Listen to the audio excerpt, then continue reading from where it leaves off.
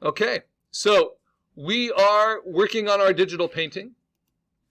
In the last video, I showed you who my subject is. I'm going to do a portrait rather than an animal for this section. I'm doing this person named Rip Taylor, who was a frequent contributor on Hollywood Squares in the 1980s. And I also found some like kind of paint inspirations where I can steal color from. Now, if I want more inspiration and want to play with this idea, this relates to our final question of the day of the semester. I'm going to take a little bit of time in our videos here just to make sure you're aware of this question of the day. It's the last one.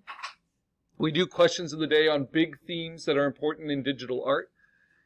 And this question of the day has to do with authenticity in digital media, right? So I work as a traditional artist, I work as a commercial artist, and at times I've worked as a fine artist showing digital work, right? And sometimes my usual galleries won't show my digital work. You know, they'll only show my paintings, my drawings, my sculptures. They'll show my photographs, but they won't show anything that's like digitally painted or designed, because there's a stigma against kind of digital artwork in a fine art context a lot of the time.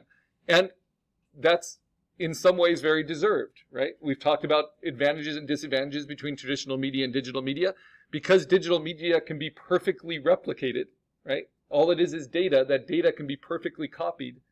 It's hard to have what's called a discrete art object, a one-of-a-kind work of art.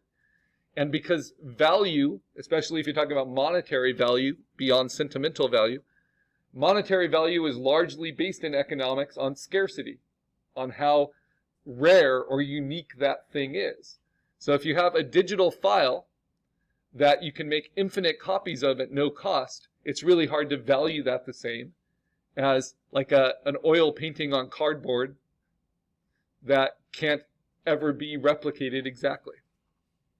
So this leads to ideas of synthetic media. Now we have the computer itself, the programming itself, creating pixel-based images, raster images. And I have some videos that explain how, and it is really, really remarkable science. It's truly cool stuff. And I think it's easiest to understand it through some of the tools we used way at the beginning of the semester when we were just playing around with making avatar images. So one was this program called Portrait AI. And if you wonder how Portrait AI works, or how this site, this is not a person. I think it's .com.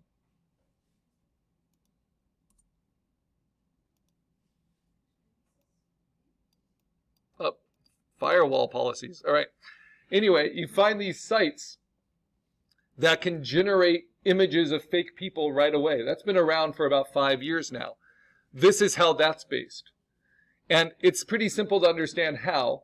You just take a sample of like 1,000 images of faces, and then it's able to kind of match that to a template and composite automatically into a new face, right? And sometimes you'll catch little errors, like in the earrings or in the edges of the hairdo.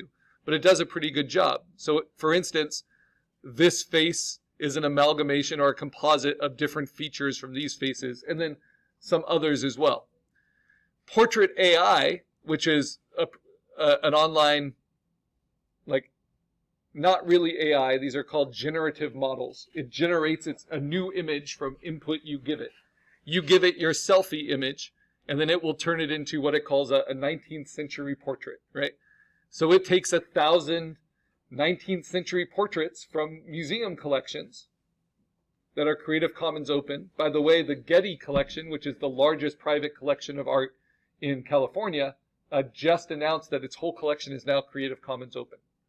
And you can download at full resolution images from their website. It's a pretty big deal, because Getty is actually funded by being Getty Images, which is an image rights company. So it's a big deal. It's like a big charitable thing to make their full museum collections Creative Commons open. Anyway, so they use these Creative Commons open images, and they train a very similar algorithm because they know they're trying to make a portrait. And if you put in a photo that's not of a face, it will turn it into a face, right? They're just mapping it to a face template. But it has its limitations. So for instance, I put my image in, I wear glasses. Most of the 18th and 19th century portraits that are in the collection, people had glasses, but they took them off to sit for a portrait, right? They didn't want to be memorialized that way. So if I put in an image of myself with my glasses, it will immediately take them out, right? And then if I take the image it gives me, and then I put that image back into it, this is what's called iterating within the generative model. It only takes like 3 steps to turn anything you put into it, even a light socket, into a flawless white woman, right? So I show that with a few examples here. So that's the problem with these generative models. There's no kind of common sense to it. There's no what's called human in the loop. It's just following its programming. And even if you show, a black man, a black woman, an Asian man, an Asian woman, you put it in, and then you do different steps because its data set of 1,000 portraits is not mostly primarily black skin or Asian facial features. Eventually it's going to turn them all into like white Caucasians. And because more of the portraits are of women than of men, it will always turn them towards more, feminine traits of the face. So now, this happened about, 2 years ago. There were real breakthroughs in what's called generative imaging. And here are some great videos you can watch to understand it. DALL-E 2 was the first that I really started to play with. You started to get the hands problems. If you are interested and you want to dive deep, all of these links are very informative. But this is what's called text-based diffusion. So now instead of putting an image in that you want to generate another image from, you just put text in and it will generate your image. And that's because so many images online have been tagged and automatically tagged with word text. So just like ChatGPT takes the first letter and then just uses algorithms of probability for what would best be next. Next letter, next letter, next letter. This does it pixel by pixel. So a really basic one of this is called Hugging Face. And if I just add a prompt, so Rip Taylor, which its data set might know, might not know, portrait in the style of Van Gogh. All of these will have some Van Gogh in them. And then if I put in like a word just to let it mess it up a little bit, postmodern Rip Taylor portrait in the style of Van Gogh, I'm going to copy that and I'm going to diffuse it. So they're called stable diffusion generators because they start with this, just a randomizer of pixels.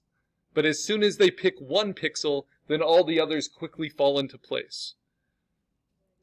And I haven't used this in a while. This is like an early model that's free and you can share. But it should give me something. Now the problem is that takes a lot of server space and it takes a lot of processing, right, to come up with these.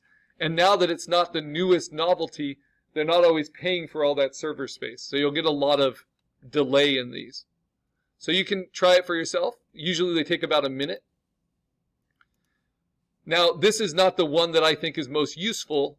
If I want to generate, I used Hugging Face to generate these based on golden owl with red mechanical eyes. And some of them are pretty cool. And now the question is, well, I put in the prompt and I used the program, but who created these? And as the law stands now, I did not create them. So I am not the author. And as the law stands now, the people that wrote the program are not the author. As the law stands now, though this is ripe for more litigation, is that these are basically an act of God. They're written by the computer program without the direct input of the programmers. So thereby it's like if you saw an image in the clouds and tried to claim it as your own. Now, that being said, I can take an act of God, I can take an image in the clouds, and then I can modify it and make it my own, transform it, just like I could with anything. So we've also embedded these AI tools into our software. So they are in AI. There's like a generative fill function in Adobe Photoshop that they call AI, but it's just generative based on a data set.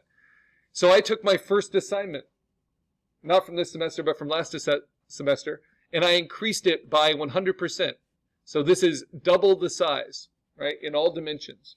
And then I just used the generative fill in Photoshop to make up the rest. And it does a pretty good job. It doesn't add anything that's consequential, but it matches what was there, right? So you can see how this can be pretty helpful in commercial art and in fine art applications as like an art assistant that's able to match styles and use common sense. And then also a couple of years ago, this AI kind of programming was put into the Museum of Modern Art in New York, one of the most prestigious contemporary art galleries and museums in the world. And it's a very popular exhibit, which is just this generative, they call it a giant lava lamp, basically. It just looks cool, and it's based on data from the museum of attendance and who's in what space and the temperature fluctuations and all of that creates this image. So it's a brand new world. What's the one that I actually like a lot? That's free, easy to use. You don't have to buy credits. It's called Dream Wombo, and it's the one I had in our first avatar making exercise. But if I go to Dream Wombo,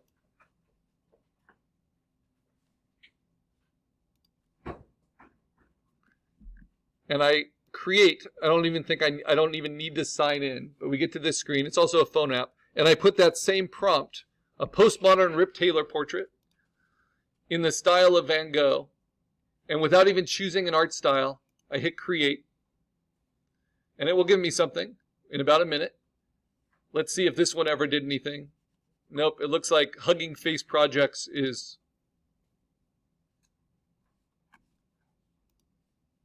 not supported very fully. All right, so this is what it gave me. I can download that. I can make it bigger. This gives me a pretty standard full phone screen size, which is actually a pretty decent resolution because all phones are now high def. So if I download it, I get this JPEG. Again, I don't own this image, but I can use it.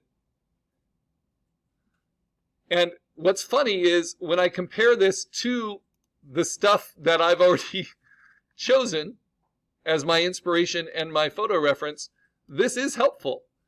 It does kind of know who Rip Taylor is, right? And it has got the mustache, it's got the crazy hair, it puts the polka dots in because I put postmodern in. And I can just keep on creating and doing version on version without having to pay anything. If I pay something, then I can get 4 of them, right? And they'll all be different. And then if I want to mess with it, I can try their different styles, but really all those styles do is add words to the prompt internally.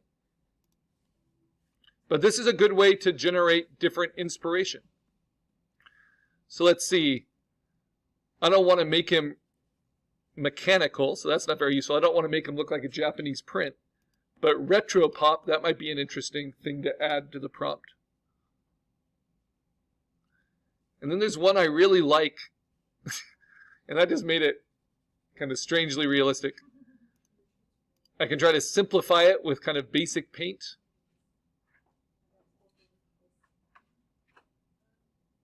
Right? Pretty crazy. Very out there.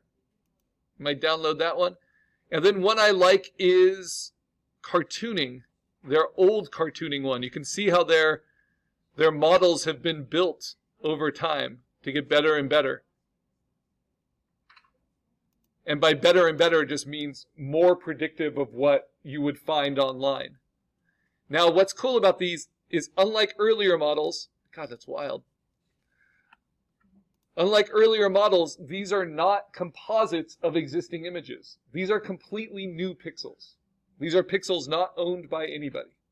So it's no longer OPP. It's no longer other people's pixels, right? These are new, mysterious pixels. These are NMPs. But if I want